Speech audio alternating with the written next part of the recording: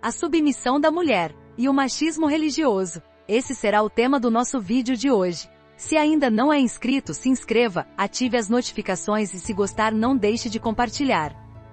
Como a mulher é vista e qual seu papel dentro do reino de Deus? Essa é uma das maiores indagações que perduram vários anos dentro das instituições religiosas, inclusive nas igrejas evangélicas.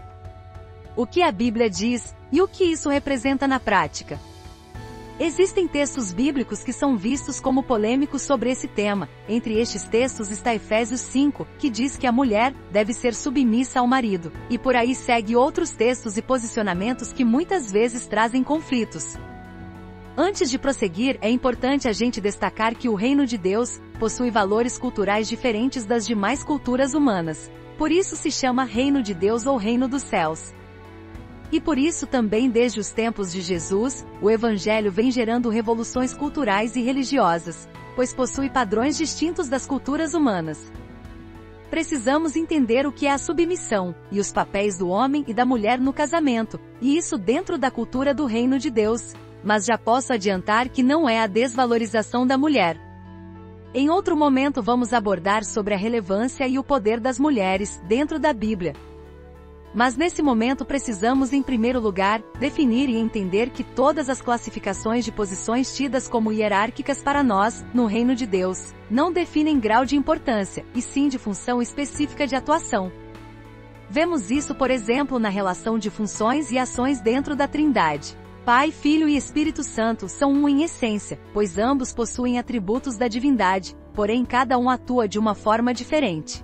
Pela ótica humana e religiosa, muitos atribuem grau de importância primeiramente ao Pai, depois ao Filho, e por último ao Espírito Santo. Isso acontece de tal forma que chamamos muitas vezes o Espírito Santo como a terceira pessoa da Trindade, e isso inconscientemente pode estar colocando-o em uma posição inferior, mas isso não deveria ocorrer. Em dado momento eles agem juntos como na criação do mundo, mas em outros de maneira distinta. Porém a mesma seriedade com que Deus Pai e Filho são tratados, os registros bíblicos também denotam sobre o Espírito Santo a mesma importância e valor. Desta forma os atributos da divindade perpassam pelas três pessoas da Trindade. Independente da forma e da atuação de cada um, eles são exemplo de harmonia e comunhão, pois não há disputa entre eles. Se você deseja conhecer melhor sobre o conceito da Trindade, assista nosso vídeo sobre o assunto. Nesse momento queremos apenas destacar que funções diferentes não denotam grau de superioridade ou inferioridade no reino de Deus, mas sim da forma e maneira de agir, segundo cada personalidade. Desta forma também dentro da igreja, sociedade e casamento, cada indivíduo possui funções e atributos diferentes, mas nenhum pode ser visto como mais importante que o outro. Veja esse texto do livro de Tiago 2. Suponham que na reunião de vocês entre um homem com anel de ouro e roupas finas, e também entre um homem pobre com roupas velhas e sujas. Se vocês derem atenção especial ao homem que está vestido com roupas finas e disserem, aqui está um lugar apropriado para o Senhor, mas disserem ao pobre, você, fique de pé ali, ou, sente-se no chão, junto ao estrado onde ponho os meus pés. Não estarão fazendo discriminação e fazendo julgamentos com critérios errados? Ou seja, não existe ninguém melhor do que o outro no reino de Deus, independente da classe social ou aparência. E isso não é diferente dentro da relação conjugal, pois ambos foram criados por Deus. A influência cultural do reino humano quase sempre apresentam a valorização de um, em detrimento à valorização do outro. Na minha opinião, o machismo e o feminismo são exemplos clássicos disso. Precisamos entender melhor a relação conjugal como uma unicidade. Unicidade são coisas que se fundem e tornam-se uma, e isso é o que o casamento representa. Em Mateus 19, 5 Jesus disse: por essa razão, o homem deixará pai e mãe e se unirá à sua mulher, e os dois se tornarão uma só carne. Ou seja, tudo o que temos e fazemos, ganha um propósito na construção de um bem comum, e não na valorização egoísta de um em detrimento sobre o outro. Por isso existem as analogias bíblicas que dizem que a igreja é como um corpo. Embora cada membro tenha uma função específica, as partes isoladas não cumprem o propósito para o qual foram criadas, mas juntos se completam. Leia depois 1 Coríntios 12, para observar melhor essa relação dentro da igreja. E no casamento não é diferente. pois também um completa o outro. Jesus, na sua última ceia, antes da crucificação, deixou grande exemplo quando lavou os pés dos discípulos, função que era vista como a mais baixa dentre os escravos.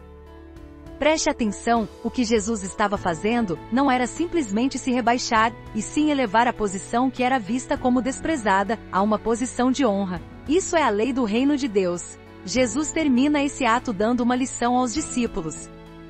Ele disse: se eu, sendo Senhor de todos, estou servindo servos, quanto mais vocês devem servir uns aos outros. Algo que precisamos entender é que as leis do reino de Deus veio para estabelecer equilíbrio, abaixando o que estava elevado, e elevando o que era rebaixado, segundo havia sido profetizado, como um trator que aplana um terreno irregular. Veja esse texto de Isaías 40 verso 4. Todo vale será exaltado, e todo monte e todo outeiro será abatido, e o que é torcido se endireitará, e o que é áspero se aplanará. Isto é, equilíbrio e igualdade. Mas e sobre essa submissão da mulher, o que a Bíblia realmente diz? Já adianto que isso não tem a ver com tarefas comuns de casa, pois Pedro aconselha os homens a viverem a vida comum do lar. Por muito tempo o machismo ditou regras que dentro de casa, seria desonroso o homem realizar algumas tarefas, e também que algumas atividades não eram coisas de mulher, mas isso não cabe dentro das leis do reino de Deus. Nenhuma tarefa deve ser vista como superior ou inferior, todas são honradas e dignas se forem feitas com amor e humildade. Pois até Jesus não teve problema em servir, inclusive lavando os pés dos discípulos. Mas os exageros também não estão de acordo com as leis do reino de Deus. Muitos têm confundido submissão, que significa estar debaixo de uma missão, com subserviência. Na subserviência, a mulher abre mão da sua dignidade para ser usada e desprezada. Mas isso, repito, é a visão do reino desse mundo, não a visão do reino dos céus. Existe uma atuação específica em que o papel da mulher é essencial, e isso não tem a ver com ser submissa aos caprichos e abusos do homem ou do sistema em que vive. Voltando para o texto de Efésios 5. A submissão proposta para a mulher é exercer missão de apoio a uma missão que Deus deixou para o homem. Veja o que diz Gênesis 2, 18. Então o Senhor Deus declarou: não é bom que o homem esteja só, farei para ele alguém que o auxilie e lhe corresponda. Versão NVI. Eu gosto dessa versão quando diz corresponder. Preste atenção, corresponder significa responder a uma ação. E que ação é essa que deve ser correspondida? E aqui é que quebra todo o tabu do reino humano, tanto do machismo religioso quanto cultural. Por quê? Essa atuação da mulher, como missão de apoio, está ligada a uma missão específica do homem. Não é simplesmente apoiar em tudo e qualquer coisa. Em Atos 5, o companheirismo de um casal, Ananias e Safira, no erro desagradou a Deus, e trouxe uma tragédia familiar. Essa missão do homem é servir e se entregar à mulher, da mesma forma que Cristo se entregou pela igreja, com um propósito ligado aos planos de Deus para a família. E isso muda completamente o cenário. Pois a função de Cristo, a que a missão do homem é comparada, é basicamente cuidar e apresentar a esposa imaculada e santa. Pense o que Cristo fez e faz pela igreja, e assimile isso à responsabilidade do homem em relação à esposa. Efésios 5, 25. Maridos, amem suas mulheres, assim como Cristo amou a igreja e entregou-se a si mesmo por ela. Reflita. Jesus veio trazer alegria ou tristeza para a igreja? Jesus aproxima as pessoas de Deus ou afasta? Jesus veio nos trazer liberdade ou prisão? Jesus veio trazer alívio e fardo leve ou jugo pesado? Se a missão do homem não corresponde à semelhança da vida e das ações de Jesus, o apoio da mulher será de não aceitar os erros e buscar ajuda em Deus, para que o marido e ela mesma não se percam e sejam ambos destruídos e sofram problemas maiores, pois agora ambos se tornaram uma só carne. Nesse ponto a mulher é empoderada por Deus, pois a Bíblia diz em Provérbios 14, que ela tem em suas mãos o poder de destruir ou edificar sua casa. Esse texto, porém, de Efésios 5, vai dar uma lista grande e específica sobre essa missão do homem. Agora a mesa virou. Como você, homem, tem se entregado e se dedicado à sua esposa?